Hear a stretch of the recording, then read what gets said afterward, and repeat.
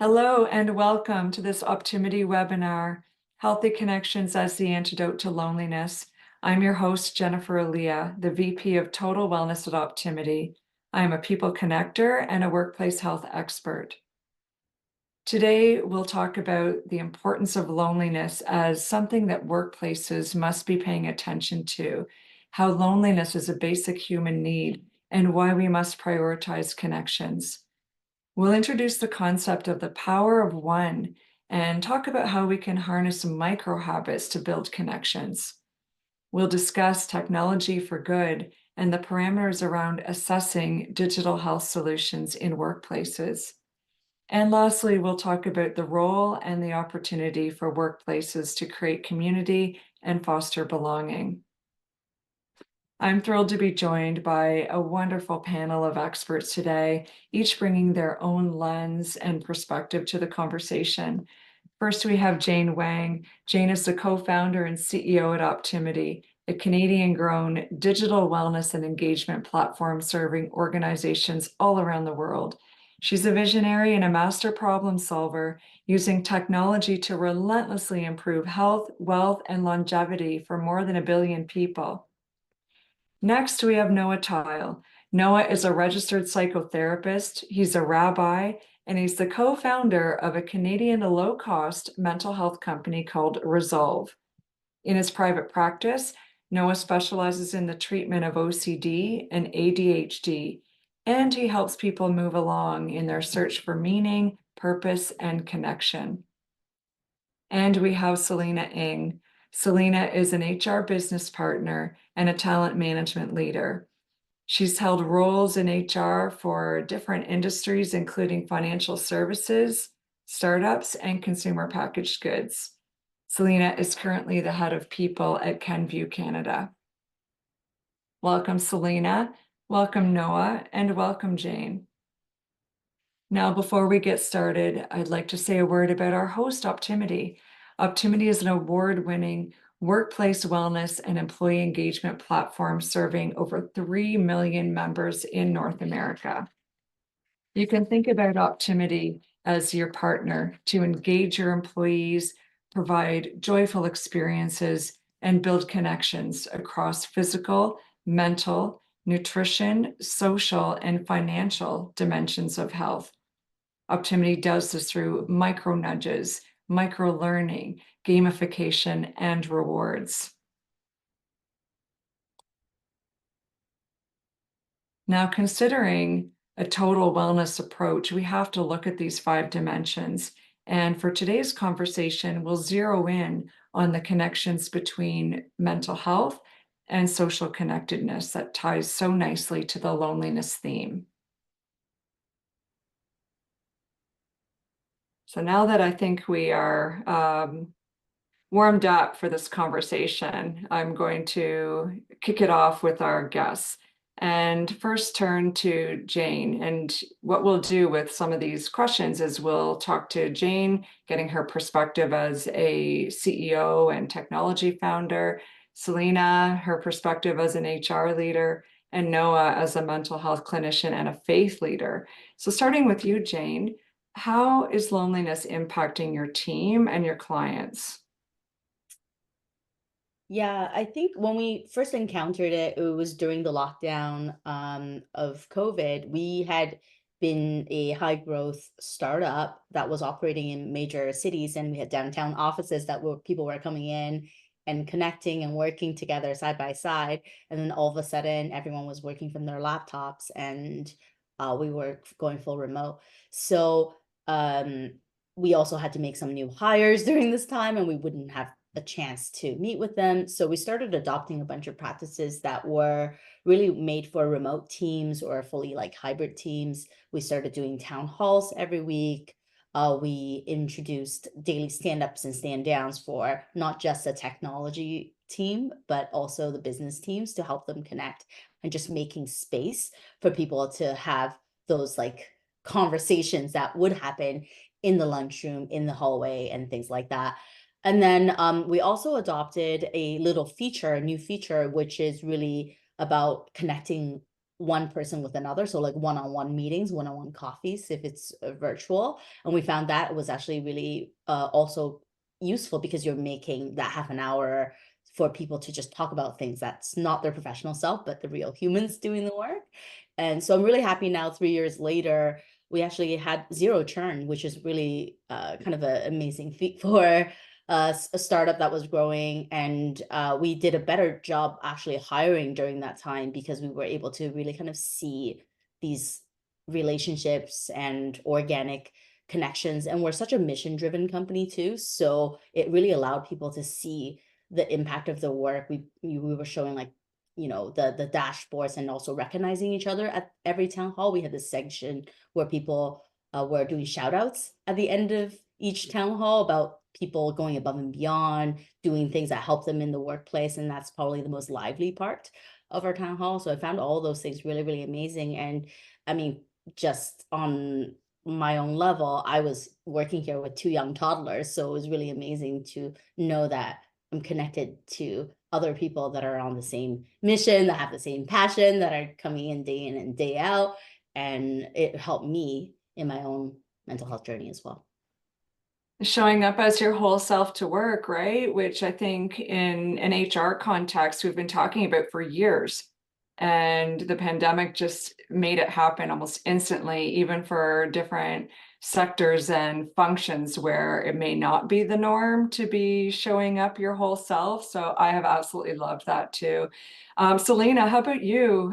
What are you seeing in terms of the impact of loneliness?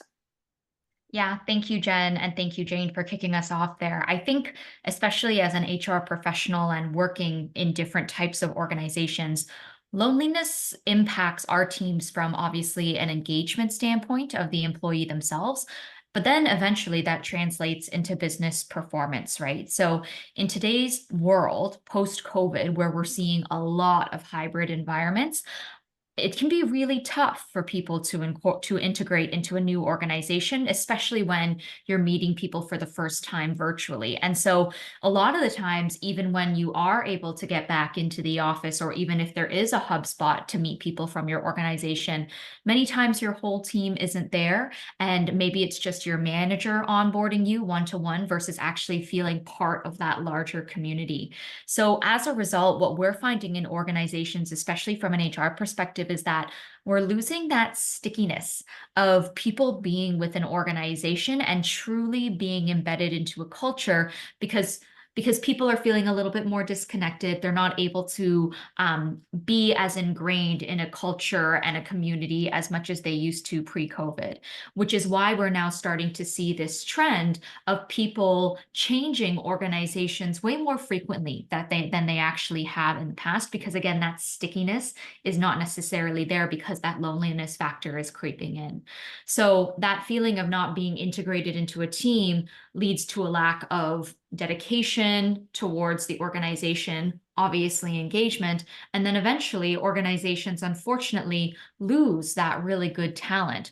So the employee a lot of the times, or many times, might feel suboptimal because they're not necessarily learning anything from their peers, or they're not having those organic connections, but the organization also fails to retain a potentially really high performing talent just because we haven't been able to cultivate that sense of belonging in the same way that we have before. So loneliness is something that obviously we want people to be happy at work, and we want people to feel like they can bring their full authentic selves, but it also means that they don't feel as though they're reaching their full potential at times, and therefore the performance is impacted, and the business doesn't get as much out of that high potential talent either.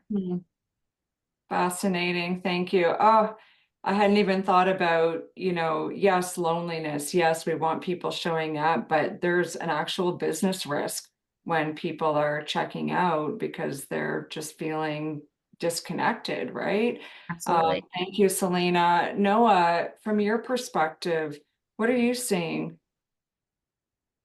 I think it's I guess I'll try to talk about it from two perspectives. One is an individual therapy where you're getting to the core of people's loneliness experiences, which I think is relevant, is that let's say somebody was not in the most socially budding environment at work, but they were frequently engaged in meaningful social interactions with family, with friends, with, possibly extracurricular activities. There was a sense of connection that was sustainable, not one-offs, but real sustainable connections outside.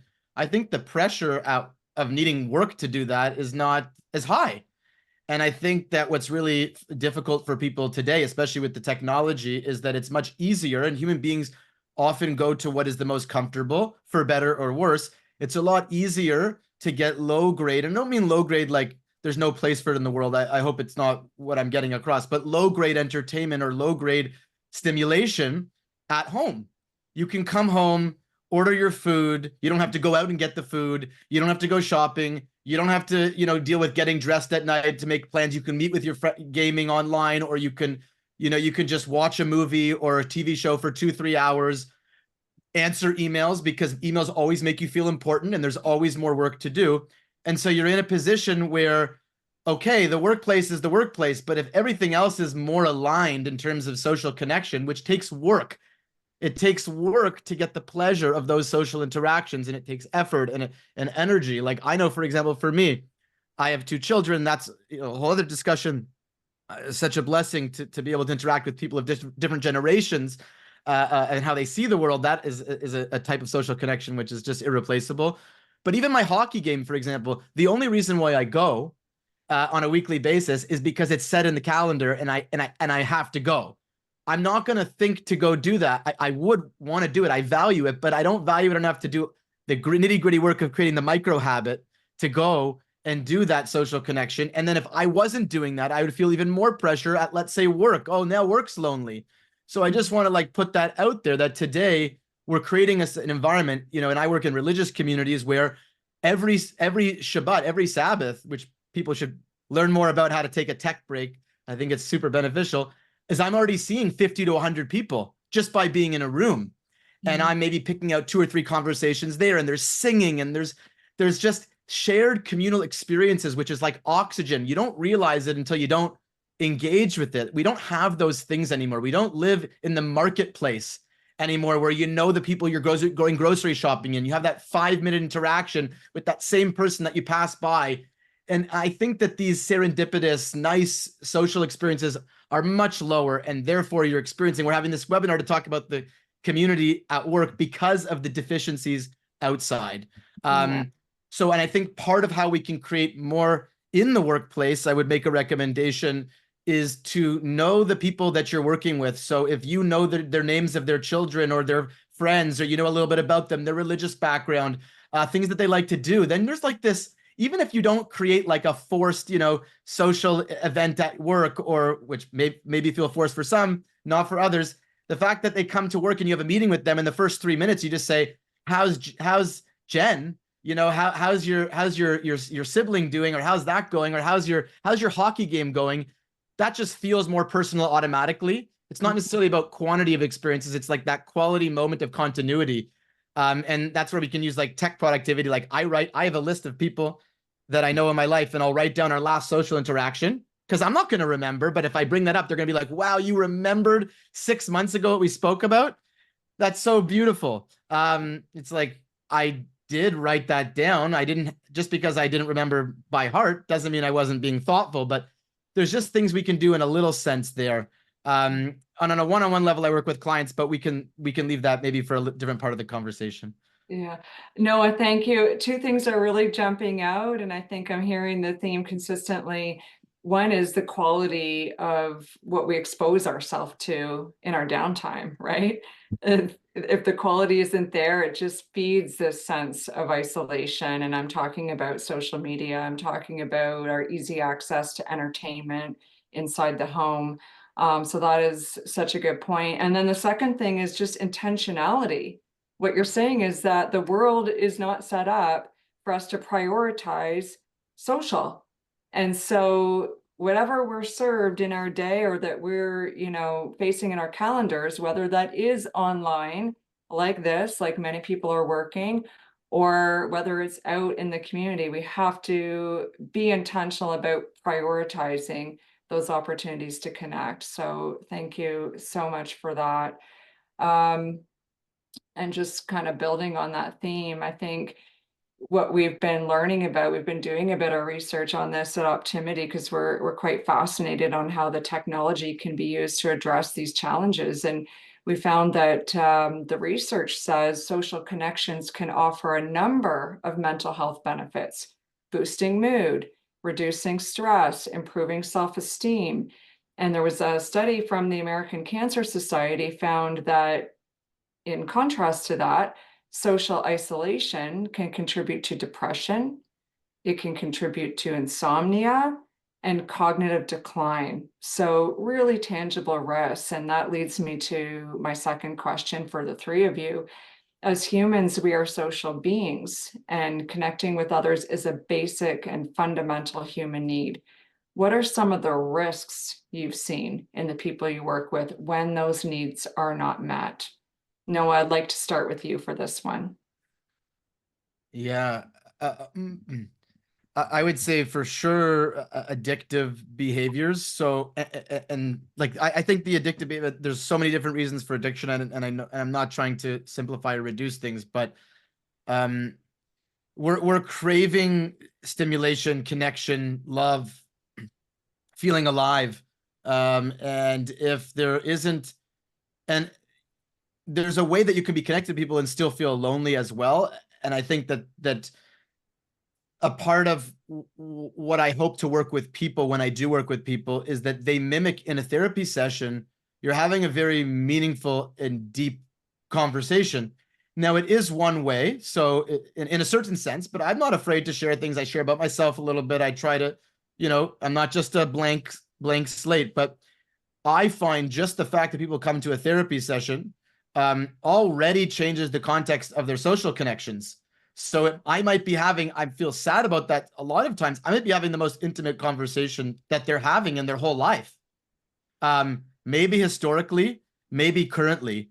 And it's very clear that just doing that gives them a bit of a boost to know, hey, like I can reconnect. I can come back into the world and start talking to people. So I'm seeing that the big risk is that people retreat further and further inward, and that it's easier than ever. So in the past, if you would have retreated very inward, you may have become somewhat of a hermit, maybe only leaving the house to go get like basic needs and doing a job where you don't have to talk to people as much. And then you're kind of withering away and really hiding. Today, you can really mask. And I want to differentiate. People can make incredible, and I work virtually. I can make incredible social connections online. So it's not about, when we just talk about a blank thing, online is not the same as in person. I'm not buying that. There's an in-person 100% nervous systems. There's so many things going on. Beautiful. But it's also just the quality of online and what that means. So when people don't have good connections, whether they're virtual or in person, it's very easy to fill yourself with like this kind of lower grade entertainment that gives you enough that you're not like in full-blown crisis, but you're starting to just structure a life that is just so unhealthy. You rely more on food and stimulation, vaping, drug. It's just, you need something to fill that void. And I'm not saying that people that don't have social connections don't struggle with these things. Of course they do. But I'm just seeing that the more you don't have that, the more you don't feel loved and cared for and connected to, the more you're going to rely on other ways to get that connection. And it's not always going to be the most direct way. You know what it makes me think about too is when it comes to healthy behaviors, that social and peer dynamic is so critical, right? And having that accountability of there's one person or a group of people that you're sharing your health goals with, and maybe keeping each other on track. Like that's fundamental behavior change theory. So yeah, it's interesting and it's concerning. For sure. We know that a lot of these addictive behaviors are absolutely epidemic levels in North America and around the world. Selena, is this consistent with what you're seeing? Yeah, it is. And so I think to your point, Jen, the risks when we don't meet the needs of people, in particular of being social and being able to engage and connect with others, as I mentioned before, we end up losing a good chunk of them bringing their authentic selves to work and then being able to feel as though they have a sense of belonging with a broader community. And so we lose their potential, we lose their connection, we lose their drive, their motivation, and then eventually for their performance. And so in order to combat the feeling of loneliness and isolation, we've seen this a lot. We've seen organizations open back up their offices again. We've seen them encouraging people to come back and create a sense of belonging because they know that loneliness leads to some of these factors that we don't want. And so some organizations may take the perception that, employees are more productive in the office, yada, yada, yada. But Noah, to your point, I think we've seen a lot of studies where we've seen that hybrid work actually leads to a lot of productivity in itself without mandating people come into the office as much as before. But overall, coming to a shared space, whether it be virtual or in person with your colleagues, does lead to those organic connections and that sense of belonging, of being a part of something greater and being a part of being able to drive something with a purpose as a team. And so while we do hear mixed reviews on mandates coming back into the office, it's interesting because pre-pandemic, when that was the norm to come in 5 days a week, we didn't really, well, I would say we didn't have as much people feeling isolated from their teams or feeling this sense of loneliness from work because they spent so much time with their teams just interacting on a day-to-day basis. You would hear people joke about the fact that they would see their colleagues more than their actual children or their partners or their families or their loved ones.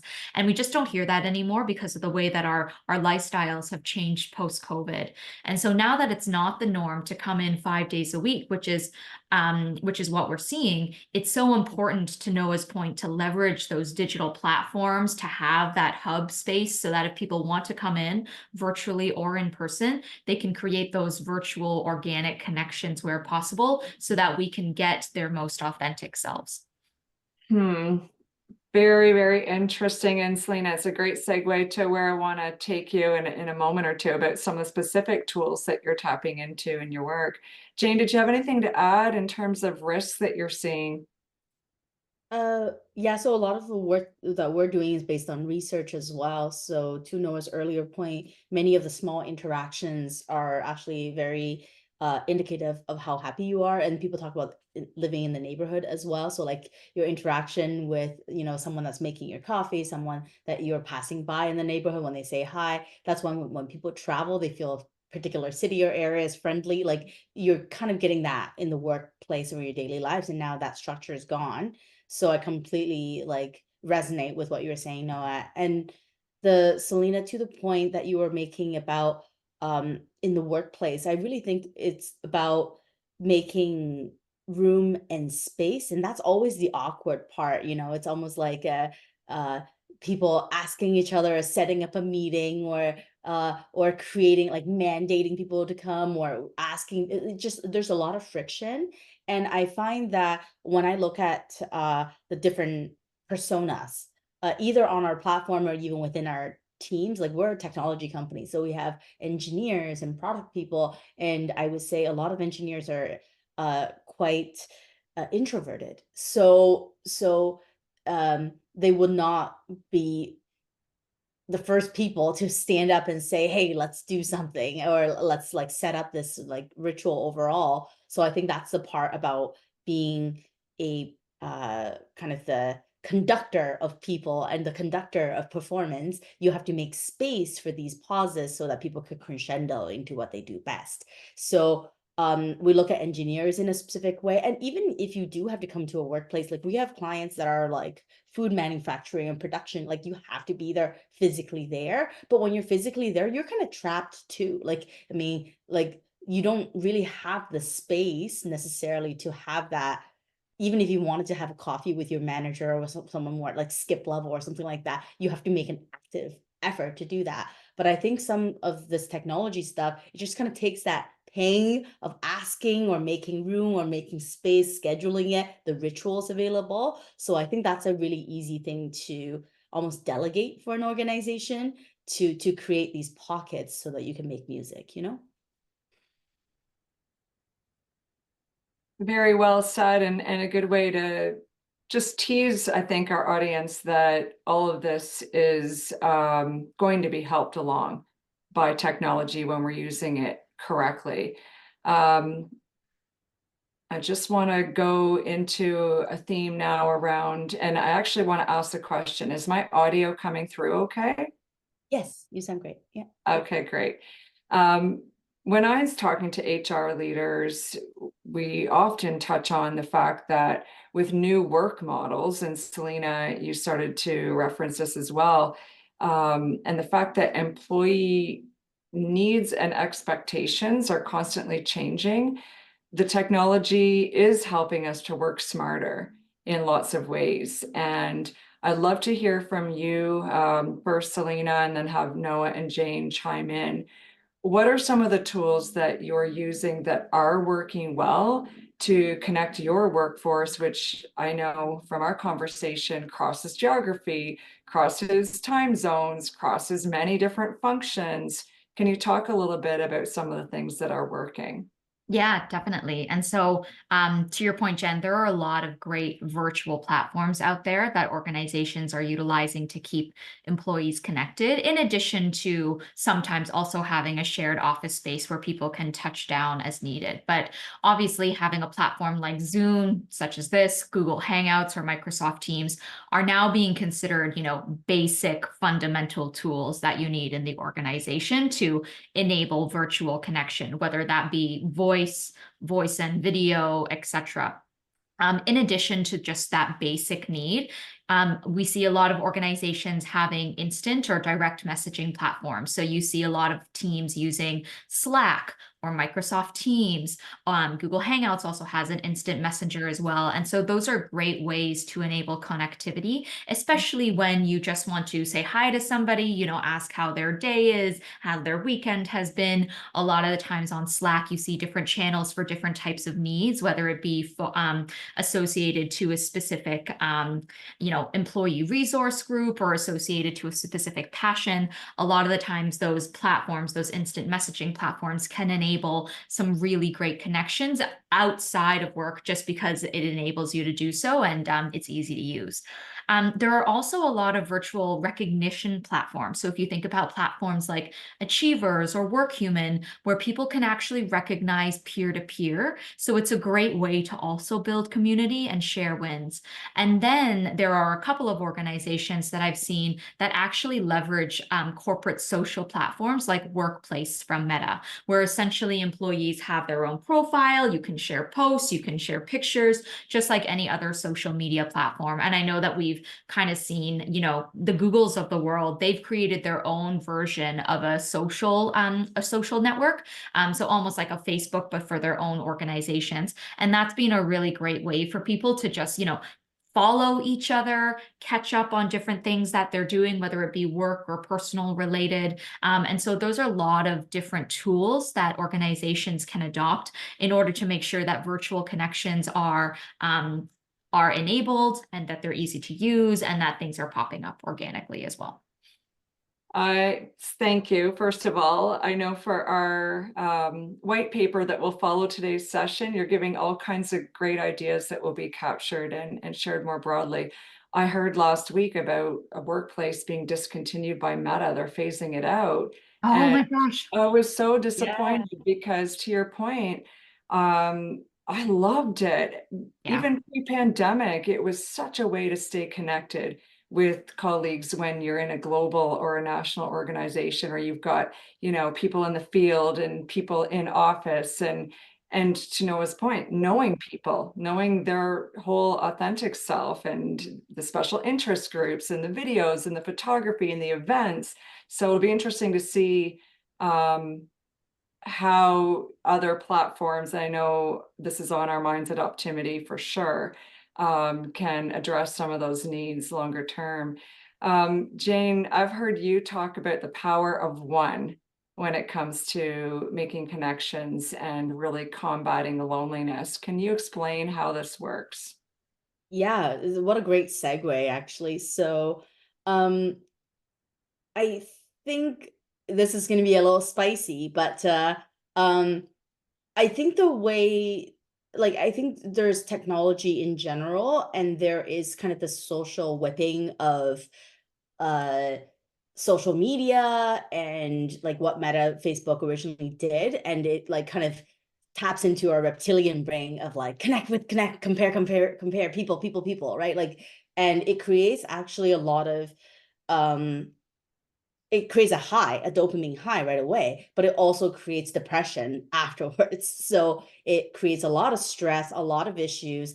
And we didn't really realize that until people created these like super addictive, right, versions of social media. So I think that was over the last, I would say 20 years, has been an amazing scientific experiment, because there's so many studies that were showing that having these like buttons and having these like social validations degrades how people feel.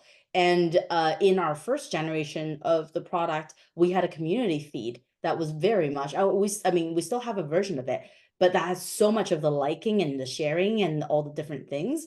And we're finding that it's actually selective in a way. Like it creates this thing where only the most like competitive and like 10% that are already athletic are like tapped into this, which is totally not the intention of creating an inclusive and accessible community. So less is more, right? Less is more, which brings me to the power of one. When you look at the research, it's almost higher quality one-on-one connections that are most recharging for all humans. And that's why probably your work, Noah, that is one-on-one therapy, is designed that way, because in SOS mode, you just need that one person that have a strong connection to you. They're not listening, like they're listening, they're thinking, they're on your side to be able to do that. And for work, many times you need that one colleague, that one friend that you have a deep connection with, versus 12 people that you can see, 50 people that you can see their marathon running progress in, right? Like that doesn't help you feel good about yourself. It's that power of connection of one. So many of our features have migrated that way. One of the most successful features that we have is actually a collaborative competition feature, like a challenge feature, and it's very basic. So it's step together. So it's you and me, we can connect, and together we're going to achieve 10 days of physical activity above a certain threshold.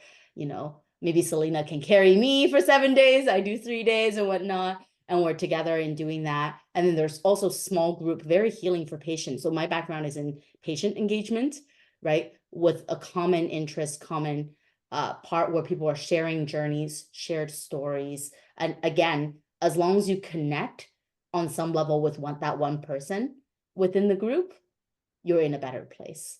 So many times our intention, our product intention, has become more focused on just creating that one good connection for the person. And if that person gets to 3, that kind of becomes a magic metric for us, because then that means that it's a network now. It's no longer just like a friend finder. It's now you're part of the ecosystem. Thank you, Jane. That is inspiring, and it brings me a great deal of optimism, honestly, about what's possible in this space.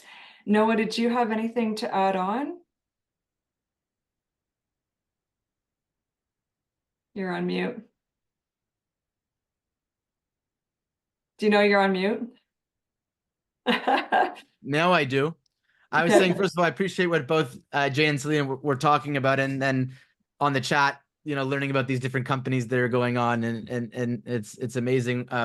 I guess to counter that, just for things like Slack, etc., because I work from the side of people that are more distracted than ever, and you talk about the power of one. There's different concentric circles of relationship. We have relationships with other people. We also have relationships with ourselves and our time. And I think that one thing, and I'm a big into more digital minimalism in terms of, health and well-being, is when those channels get to turn off. So if they're constantly rushing and running, and you're spending a lot of time, instead of doing your work, you're spending a lot of time answering messages and being required to do asynchronous communication constantly back and forth, that can be very isolating and lonely, because it's hard to kind of plan a day. Let's say you have your evening, and you're trying to go out and do something, but that your Slack, first of all, hopefully you don't have it on your phone. We can talk about all sorts of ways to really disconnect from work, but I think just to push back on that, sometimes it's also having it off and having it away that can be such a difference maker in people's lives. Well, and Noah, that's where the workplace culture piece comes in. And there's two Oh, things. that's what I was going to add to that. It's like, Yeah.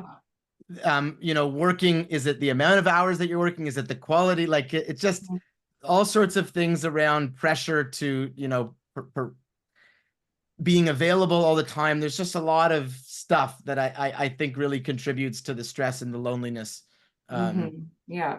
Yeah, absolutely, Noah. And I completely agree with that. I think that while these platforms are great to enable connection in general, there definitely needs to be workplace practices, to Jen's point, to make sure that we are managing it. Managing may not be the right word, but you know what I mean, giving guidance to people to make sure that it does not creep into all facets of their lives, because to your point, something like Slack could be all consuming if you let it take up all of that space. Absolutely. Yeah, and so we have to teach, right? We have to teach people how to use these tools in a way that is healthy and productive, bigger picture.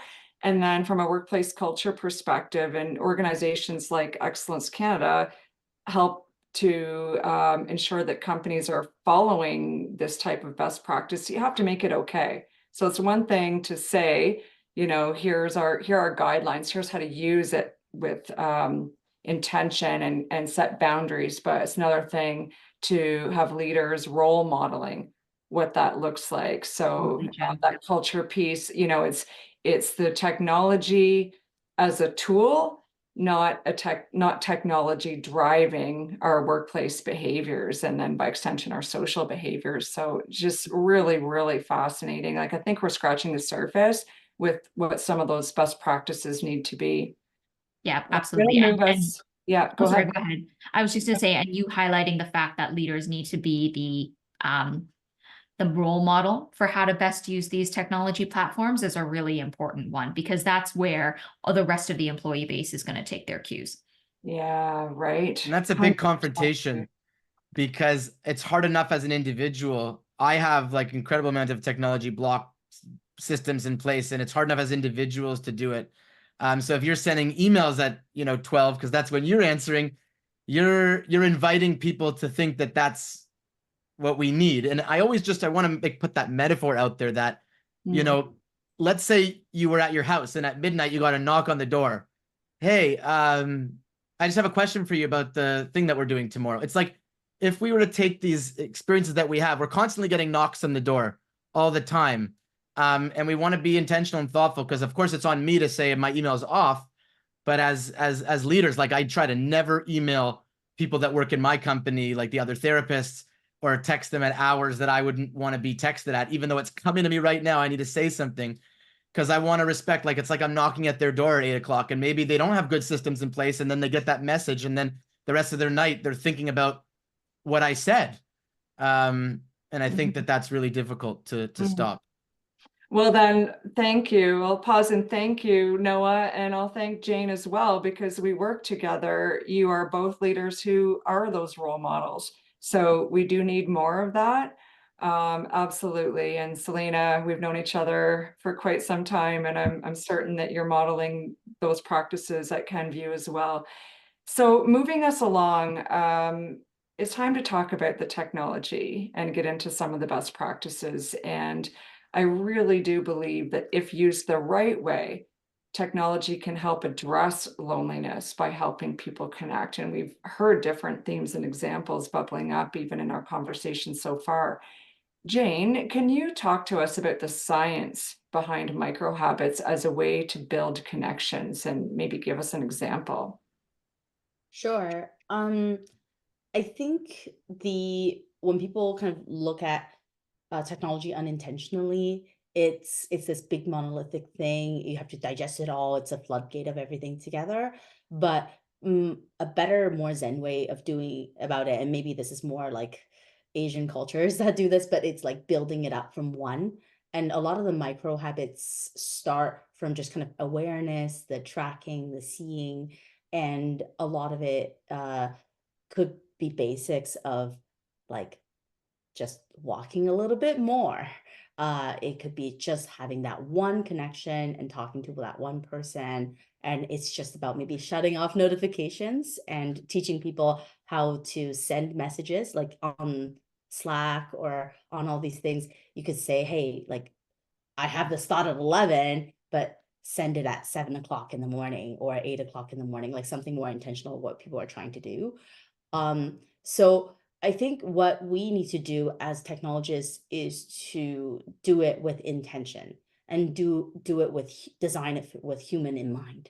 So with that, it comes to like creating small digestible steps that people can take and stringing that together and putting some guidelines and best practices and teaching that to the people that are learning about it. Many leaders haven't, like, they're not even aware of their own micro habits or all these different things with that. So the first step is to help them see it and then talk about the best practices and then have them model it and then roll it out with all, and giving people kind of the grace to be able to do that over a period of time without it feeling like a huge change right away. So I think micro habit is kind of that little like drip, drip, drip of water that helps kind of shape the overall canyon over time. Selena, Noah, do either of you have anything to add?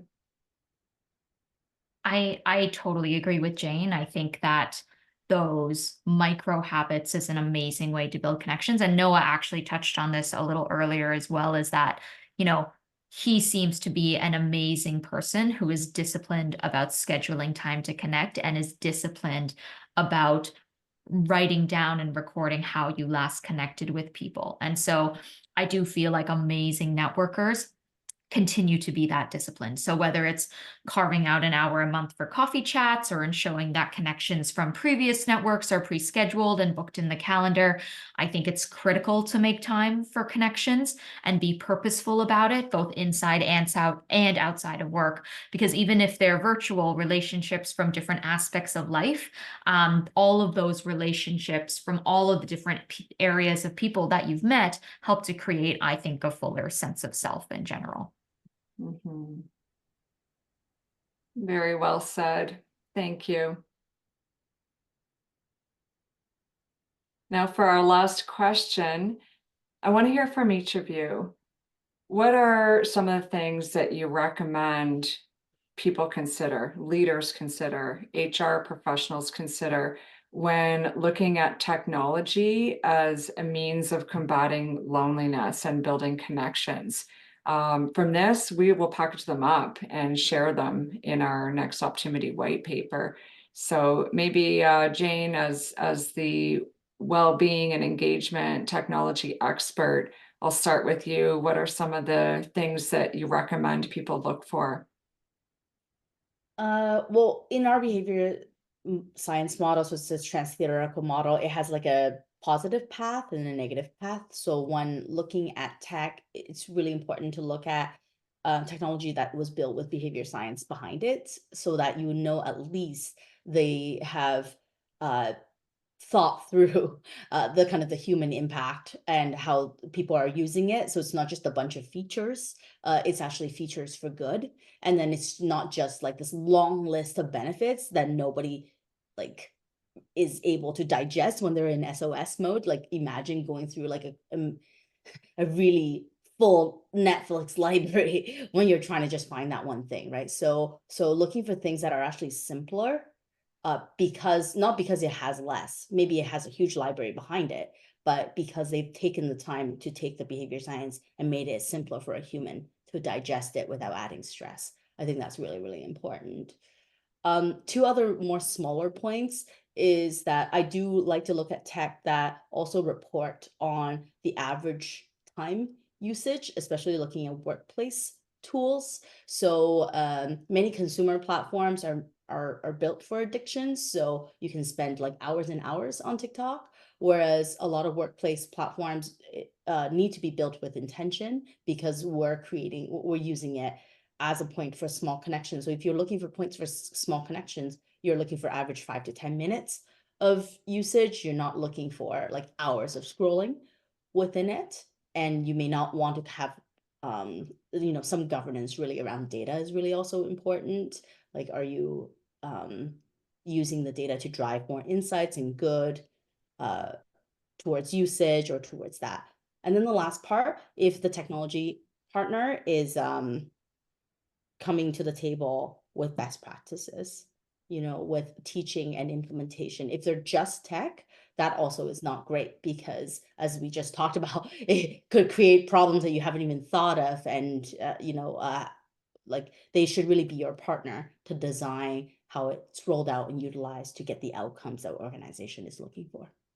Mm, excellent. Yes, agree 100%. And with all of that layer of personalization that is now possible in ways that we didn't have even just a few years ago. So yes, all of the content and micro learning can be there, but does the platform serve up the right information, the right support at the right time? Noah, love to hear from you. I'm imagining you have some ideas on this as well. Well, I'm not really sure because, from my company, for example, I just try to keep things as simple as possible. So I try to get the least amount of the technology that's needed. We use very simple systems and make sure that there's a ton of, people always somebody on the team to ask questions for, so that they're not feeling frustrated. I would say that because we use such basic technologies, I'm not really sure what else I would like. We have a very simple system. So I would say I actually don't have too much to contribute there.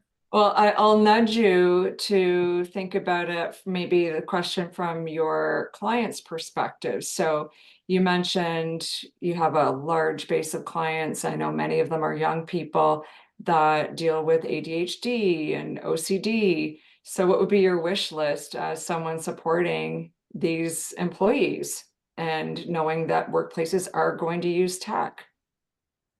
The employees, well, one way that I think one of the best ways to use tech when I work with people that are not just struggling with, executive dysfunction, like disorganization, etc., even with OCD, is just systems that they can structure and organize their life like a second brain. So I use something called Tick. I just help people put their whole life in an organizational time, task management system that's very, very, very simple without all the fancy, sometimes less is more. It just has basic features. And I find that reduces a lot of the anxiety around how people are having to remember. We're more busy than we've ever been before in terms of responsibilities and people that we're connected to and, acquaintances. And I just find that if you don't have a system to track your responsibilities, you're lost. And I do that. I implement that just like with people in, technology productivity world on team-based work. I do that in people's personal lives, as I alluded to. The same technologies that we use for business, they're just tools that can be used for people's lives. Because I think people's lives are even more important than their work. And if we have all this meticulousness with our business practices, we could do the same thing with our own lives. And not to say that everything's a system in life. There's tons of spontaneity, but that's one thing I use. And in terms of the employee side of it, I work with people just across too many sort of different fields to know exactly what they should be doing personally to implement technology, other than what I was alluding to, which is that strong boundary sense where the community and the culture around the work is we really talk about this like explicitly. It doesn't have to be like something that the person. I always work with people to build the courage to bring up things to their employers and to the people that work above them to manage them. Hey, like, do you want to talk about advocacy? And then I work with them to build up confidence, deal with the anxiety. It would be really great if there was more explicit conversations initially. And I would say that then they can talk about their expectations about communication in the evenings and the weekends, Slack versus Google Calendar and all this other stuff. But yeah. And tech for good, right? That's the theme. So less is more, using technology for good. And it's with us in the workforce driving how it's used. And certainly as leaders, pushing the boundaries on what's possible, because the tech will be built based on what the culture needs. That's the ultimate goal that we're all working towards. Selena, we have just a few minutes left, and I want to talk through the takeaways in 60 seconds or less. Are there a couple of best practices you would look for when I think that Jane and Noah covered a lot of amazing ones. And Jane, I really loved when you mentioned talking about the behavioral science behind the tech. I thought that was awesome. And then the only thing I would add, which is it's so basic, but the platform just needs to be easy to use. It needs to enable a really seamless user experience, because if the platform is hard to use and it's difficult to find people or it's difficult to navigate, the adoption of it will obviously just not happen. And therefore that connection that you're trying to enable will not happen. So while I totally agree that the behavioral science needs to be there in regards to the types of practices that the technology itself is guiding towards, it also just needs to be seamless and easy to understand. Otherwise, people will just never go back to it. Very, very well stated, and then wrapped up with a nice bow. So thank you, Selena. As we move to close, I want to encourage everyone to reflect on what you've heard and take away a practice or a habit that you will adopt.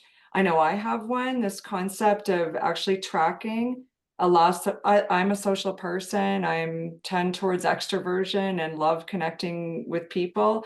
But my memory is not the best in my perimenopausal years. And so how does that look? What tools can I use to remember and reflect back on those connections that I'm making? So I love that one. Thank you.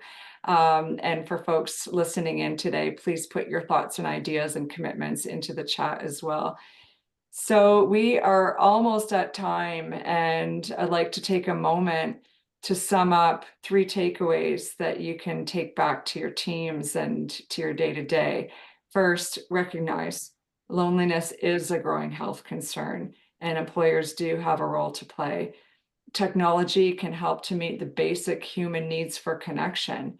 And as we've heard from our panelists today, the best solutions are going to be straightforward to access, they're going to be personalized, and they're going to be easy to use. Now, if you would like to learn more about how Optimity can help with the conversation and the challenges that we have had today, by all means, reach out to us. You would reach me or Jane or others on the team by emailing engage@myoptimity.com. And with that, I'm going to pause. I feel like we've answered a lot of the questions already that I've seen coming through the Q&A. So we'll make sure again that those get captured in our white paper. And I would like to take a moment and actually preview our next webinar. So coming up in June, we will have a conversation that is focused on financial wellness with a particular focus and lens on Generation Z and millennials. So that is not one to be missed. You'll hear from Jane again, along with Marisa Petriano, the head of strategic initiatives at Remark. So with that, I would like to thank our guests. Selena, thank you so much for being here. Noah, I appreciate you. Thrilled that you could join us today. Jane, as always, brainstorming around what topics are going to really challenge people's thinking around how technology can be used has been really fabulous leading up to today. And I think it's been a wonderful conversation. So thank you to all 3 of you. And with that, I will wrap us up. As you go about your day, please be well and stay connected. Thank you. Thank you, everybody.